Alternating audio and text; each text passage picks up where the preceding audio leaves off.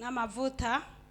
Nukuri nabonye Imana je narifise umwana agira kabiri yafashwe n'ibintu mu maso gihe kimena agenda kumuvuza bambarira ngo mu maso we ngo babona hari y'amagorori vyaraboneka no muri kiga cuma c'amaso hari y'utugorori dutembera mu maso mwene twa tugorori duto duto. Hanyuma umuganga muvuye arambara ati nta namarori no mwandikira reka ndamwandikira umuti awufata iminsi 30 hari mu kw'icumi ati hanyuma uzoheza umugarukane kuko ibi bintu ntitubona ivyari ivyo.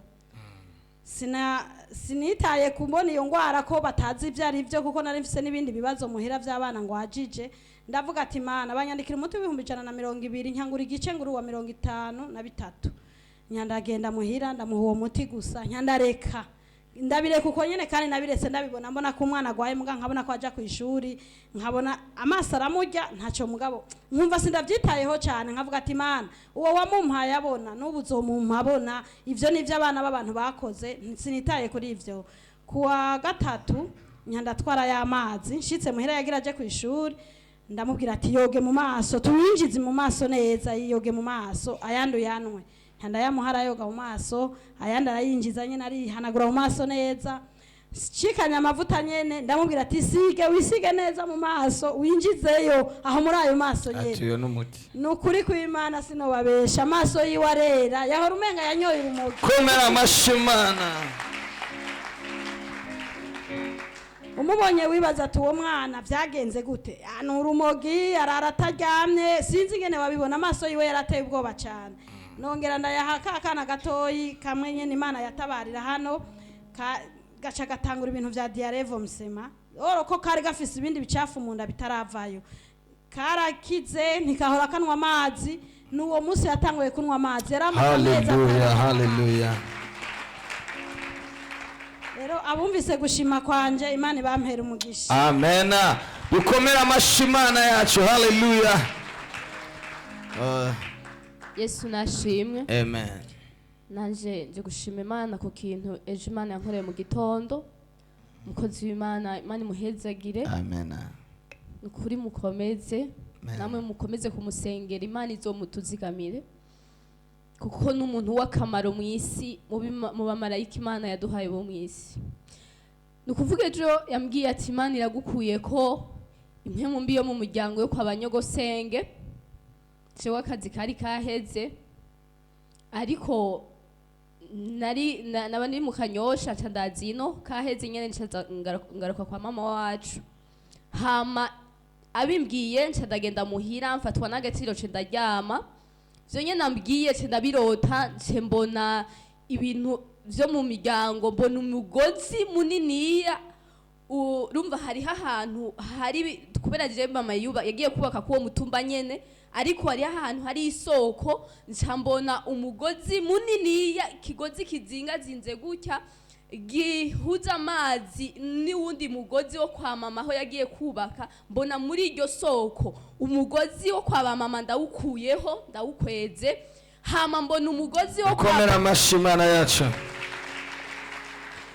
mbona umugozi wo kwa papa wowe urarenze n'ikintu kizingazinze gutya mbona ndawuteruye mugabo mbona ngize ubwoba nca mbona mumengo harimo ibindi bintu ntabona nca ndawushira hasi ariko ntandavyuka n'Imana kushoboje imigozi nkayitora basi iki kintu kakinyereka imyaka yose nari maze senga ataki umunsi wari bwanyereka iki kintu reka senge ndiko ndasenga ko kanya nja numva telefone bambwira ngo buriya twakuronkeye akazi. Haleluya. Shimwa Yesu. Nukuri ndashima Imana yo mwijuru mve ko ndayishimiye yumve ko bindenze ivy'Imana ikora hano nukuri mwumve yuko hari Imana kabisa nukuri numva Imana indenze ibisigaye nuko nyene imeze Imana ikora ibintu nyene tugatangara tukumigwa nukuri bashaje nariko ibintu nyene kandi aho ngiye gusenga hose bakambwira ati hari ibintu bikuboshe ariko ejo umwami Yesu arabikijije. Shimwa Yesu. Sema amina. Ariko yo mixere ikirakora iri gikora gute kuri je gusa rega ntibarabona ivyabaye mixere imwe nira kamera imwe nirabe muri eglise yindi rabino. Yesu nashimwe. Yesu nashimwe kandi nanje mpagaze imbere y'ishengero kamera imwe nyirayo ndashima Imana ukuntu yandinze mu ndwi iheze. Jewe nari nafashwe n'ibitero sinabitahura, numva umwanya wose naguma atanga uvu mfise, nkaguma numva iyi parti yose indira indani, sinayibwamenye ivyo arivyo. Naguma nyene niyumvira kuja kwa muganga, muga nkiyumvira nari nagenda kwa muganga mvuga gute, namara umwanya nkamene ku mutwe, nkamara umwanya nkumva ahantu hose ndaribwa. Yesu nashima, ndashima Imana rero yo itubonera kure, yaciye umukozi w'Imana ikambwira ko ndinze cancer. Sinari bwamenye ivyo arivyo, ariko nariyumvira none ngwaye iki, nkiyumvira n'amaso gusa nari mfite umugambi wo kuja kwipimisha amaso. Namara umwanya ntivyakunda ko nunama, nkeneye kumva ko meze neza, narararama iyi parti yose no ngaha narababara. Ndashima Imana rero yakuyeho ico cako. ubu wumva umeze gute? Umeze neza, ariko nimwokomera Imana amashi menshi cyane. no ngaha nibere indani naye numvise ikintu kivyimvye. Ndashima Imana kiriko kirahera. Imana yumve ko ndayishimiye. Haleluya. Ikindi shima Imana no kuri ku bushobozi bwa y'amazi, twe Imana yaratwiciye imbeba mu nzu. Hagera mu ijoro imbeba amenga ziri muri manifestation zaratwenga. Ariko ndashima zaratwenga, twumva nyene ziriko ziratwenga zikiruka mu nzu. Ariko ndashima Imana no kuri yarazikuyeho. Haleluya. Guhera samedi turamaze kuguma tubona imbeba zipfa. Tuguma tuzita no kuri komera Imana amashi menshi rikirica abarozi. Imana bampera umugisha wumvise gushima kwa. Amen. Yesu nashimye. Zifata hasi umuzariza. Haleluya. Amen. Yesu nashimye. Haleluya. Ndabara mu kijemi izina rya Yesu. Amen. Jana nicaye hariya wombaza ngo ni igiki cakuvanye hariya kigagushikana ntumbaze. Nari nzi uko nzoshima mugana numvise ikintu kinterura kimvana hariya kinshikana ha. Yesu nashimye. Ndashima Imana burya pastor wacu arafise ishurirwa kandi rikomeye. Ndabasabe mu mukomera amashi. Yesu wacu nashimye. Ndashima Imana yaratubwiye ngo tuzane ibuye. Je burya ibuye nazanye amabuye abiri nazanye, sayo natoye ahandi hantu nayo nakuye ku musozi. Ndavuga ngo aya mabuye ndayatahanye, hari umusazi okora. Sinari nzi ko Imana izo muhishurirwa ngo muzozana amabuye. Ndagenda ndabika, niho rero yavuze ngo muzana amabuye ndayazanye. Ndavuga ngo ya mabuye harageze ko akora igikorwa yagenewe gukora. Yesu wacu nashimye. Haleluya. Niho ndayazanye, narayatuye ko amajambo, bamwe bavuga amajambo bashaka, mugabo je nayatuye ko ayo numva ashaka ko ivy'Imana inkorera.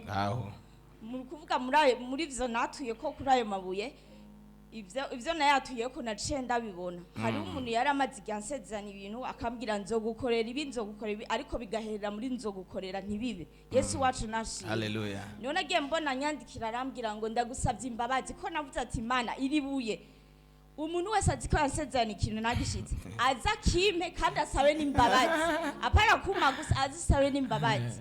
Arambwira ngo ndagusavye imbabazi kuko narakubeshe, kandi ngo nanje sinzi igituma byambaye ko nabonye byashitse. Arambwira ngo kandi naho nakubeshe ngo ivyo nakwemereye byose ngiye kubishitsa. Ndamwe none wari warindiriye iki utari wabikoze? Dukomera amashi Imana yacu. Yesu wacu ndashimye. Ajya amazi nayo naranyoye ntangura kumva mu nda ndiko ndabuhoka kuko nari sikunesto miguminga ntazi gituma, ariko ubuye numva ari sawa.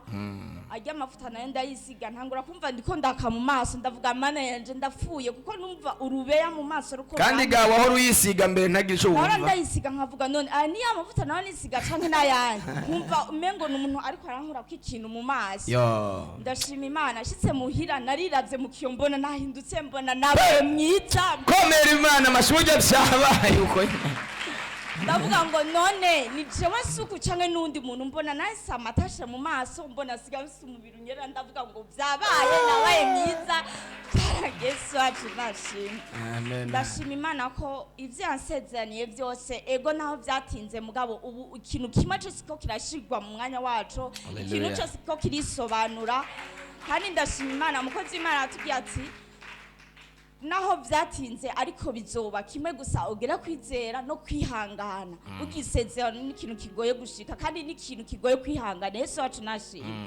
ndashima imana kandi ko igikundiro canje ubu kiri ku murongo caragarutse umuntu wese barandondera abo Mani narondera kugarura ibyawe nawe mu izina rya Yesu.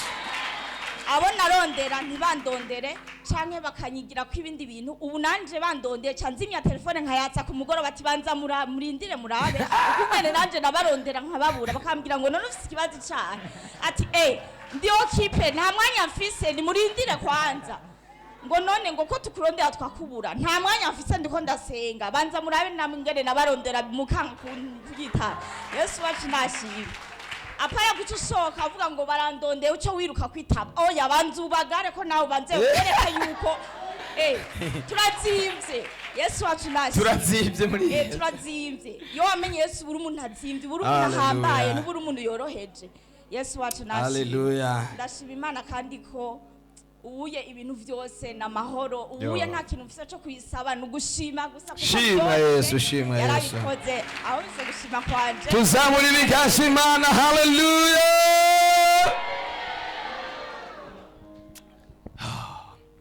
Imana yacu numugenga wibi imenya byose nibitarabaho kandi igenera umuntu wese ibimukwiye mu gihe cyayo kandi igenera umuntu wese ibimukwiye mu gihe cyayo. Imana yacu n'umuganga w'ibihe imenya byose n'ibitarabaho kandi igenera umuntu wese ibimukwiye mu gihe cyayo kandi igenera umuntu wese ibimukwiye mu gihe cyayo. Sema amina, sema amina. Imana yakugeneye ibyiza muri iki gitondo cy'uyu munsi nawe ndaguhanurira ngo Imana yakugeneye kukugirira neza, yaguteguriye kukugirira neza. Oh haleluya. Yesu yigeze kuvuga umunsi umwe abwira abigishwa arababwira ngo kwipfuza nipfuje gusangira namwe iby'iyi Pasika. Imana yabateguriye Pasika mu izina rya Yesu, yabateguriye ariko Mana icyo ngukundira, ariko Mana icyo ngukundira wahishe ibanga ryanje nawe amaso y'abantu ariko Mana icyo ngukundira utameze nk'abantu wahishe ibanga ryanje nawe amaso Imana yahishe inshuti yawe abantu Imana igiye kongera gukora kandi Imana iragomba kandi yongera ikore. Oh haleluya. Imana itanze intahe yindi mu izina rya Yesu. Imana itanze yindi ntahe. Ndagufitiye amakuru meza muri iki gitondo naco. Oh haleluya. Turashima Imana kandi kakabantu twarakaronse.